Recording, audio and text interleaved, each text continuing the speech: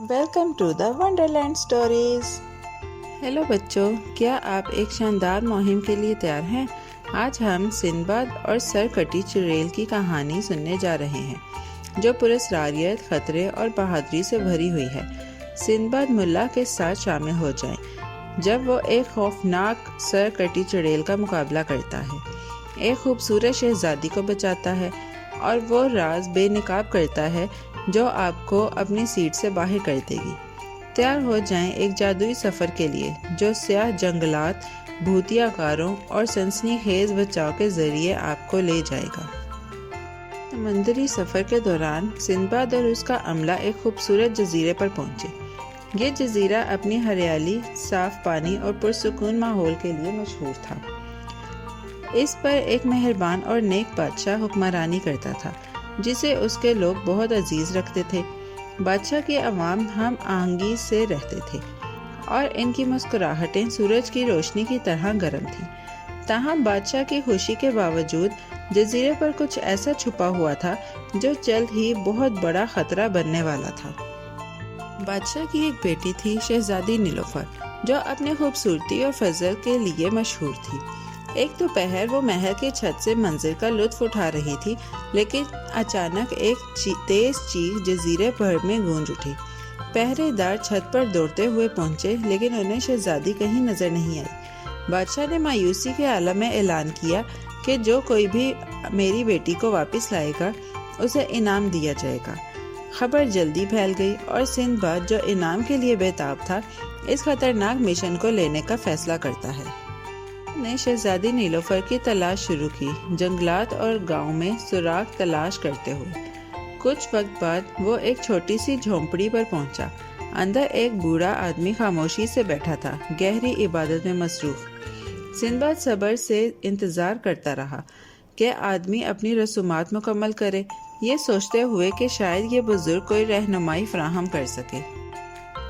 جب وہ شخص اپنے عمل مکمل کرتا ہے، سندباد نے خود کو متعارف کرایا اور شہزادی کے غائب ہونے کی کہانی سنائی۔ بزرگ نے دھیان سے سنا اور پھر کچھ چونکا دینے والی بات کہی۔ بزرگ نے سندباد کو بتایا کہ شہزادی کو ایک سر کٹی چڑیل نے قید کر لیا تھا جو جنگل میں ایک چھپی ہوئی غار میں رہتی تھی۔ یہ چڑیل کوئی معمولی مخلوق نہیں تھی، اسے 10 شہزادیوں کے دل اور گردے کھانے کی طاقت حاصل تھی تاکہ وہ 4 پرندوں کے پروں کو اگا سکے۔ اس چڑیل نے 9 شہزادیوں کے دل اور گردے کھا لیے تھے اور شہزادی نیلوفر اس کی 10ویں شہزادی تھی۔ بزرگ نے خبردار کیا کہ چڑیل 14ویں رات جب چاند مکمل ہوگا شہزادی نیلوفر کو مار ڈالے گی اور اس کا دل اور گردے کھا کر اپنے کام کو مکمل کرے گی۔ سمجھتے ہوئے کہ اس کے پاس بہت کم وقت ہے، سندباد نے شہزادی کو بچانے کا عہد کیا۔ بزرگ جو آنے والے خطرات کو محسوس کر رہا تھا، اپنی انگلی سے ایک جادوئی انگوٹھی نکالتا ہے اور سندباد کو دے دیتا ہے۔ یہ انگوٹھی تمہیں چڑیل کے جادو سے بچائے گی، بزرگ نے وضاحت کی۔ انگوٹھی ہاتھ میں پکڑے اور اپنے مشن پر مرکوز، سندباد نے بزرگ کا شکریہ ادا کیا اور جنگل کی طرف روانہ ہو گیا، عزم کے ساتھ کہ جو بھی خطرات آئیں گے وہ ان کا مقابلہ کرے گا۔ جب تک سندباد سیاہ جنگل تک پہنچا، رات کا وقت ہو چکا تھا۔ جنگل میں ایک پراسرار خاموشی تھی، صرف کبھی کبھار پتوں کی سرسراہٹ اور دور سے چڑیل کی کھنکنے والی آوازیں درختوں کے درمیان میں گونج رہی تھیں۔ ماحول سرد اور مزید خوفناک ہوتا جا رہا تھا۔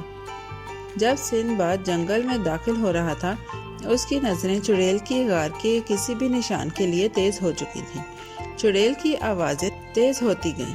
سندباد کی ریڑھ کی ہڈی میں لرزہ آ گیا، مگر اس نے ہمت نہیں ہاری کیونکہ وہ جانتا تھا کہ اس سے جلد عمل کرنا ہوگا۔ جنگل میں ایک طویل سفر کے بعد سندباد نے آخرکار ایک سیاہ غار کا دروازہ دیکھا۔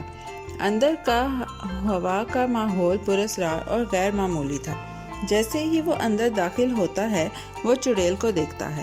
اس کا بے سر جسم ایک پتھر کے خلاف ٹکا ہوا تھا، اس کے 2 پروں کی جنبش اس کی نیند میں ہلکی سی محسوس ہو رہی تھی۔ غار کے ایک کونے میں شہزادی نیلوفر بے ہوش پڑی تھی، رسیوں سے بندھی ہوئی، اور وہ اس خطرے سے بے خبر تھی جو اسے گھیرے ہوئے تھا۔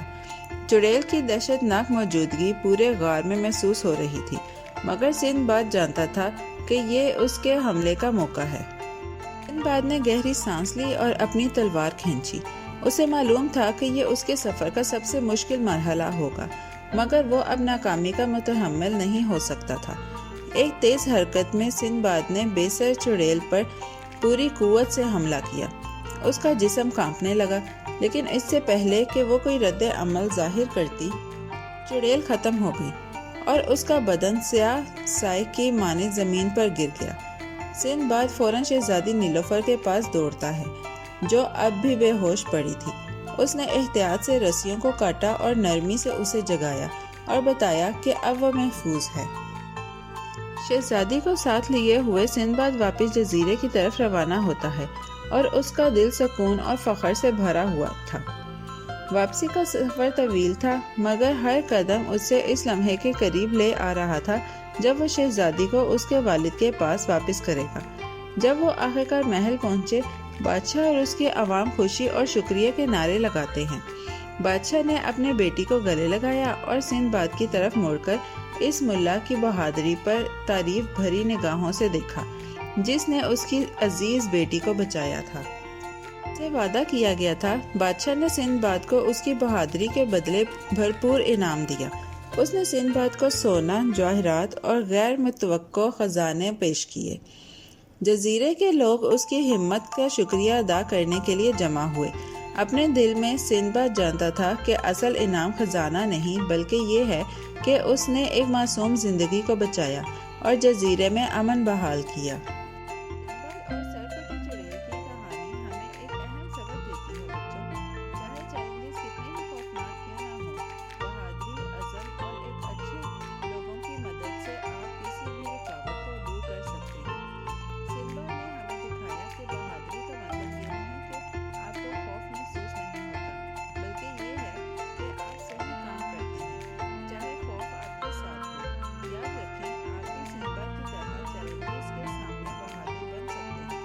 پیارے بچوں، کیسی لگی آپ کو یہ کہانی؟ ایسی ہی مزیدار کہانیاں سننے کے لیے ہمارے چینل کو لائک، سبسکرائب اور شیئر کرنا مت بھولیے گا۔ Bye bye.